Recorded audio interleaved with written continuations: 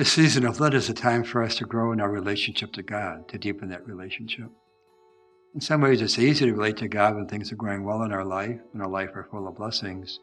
But how do we relate to God when things aren't going so well? How do we relate to God when it seems that God is sending bad things into our life, or at least allowing us to suffer misfortune?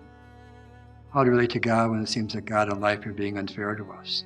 I'm a good person, God. Why do you let this happen to me? How to relate to God at those times? Well, any good relationship is based on honesty. So I think at times like that, it's important just to be honest with God, to express your anger, your frustration. One of my favorite Psalms is Psalm 13. It begins by simply saying, "How long, O God?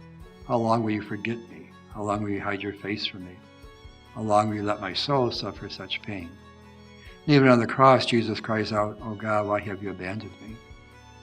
That prayer of faith, that lamentation, that anger towards God is actually an act of faith. First of all, you wouldn't be angry with God if you didn't believe in God, a God of justice. And also being angry or upset with God when things are going poorly in our life expresses our faith that God is with us both during the good times and bad times of life. God was present at the crucifixion. Eventually, he led Jesus through the suffering of the cross to the glory of the resurrection. So how do we relate to God when things are not going well in our life? I think just by saying the prayer, "Why, God, why?"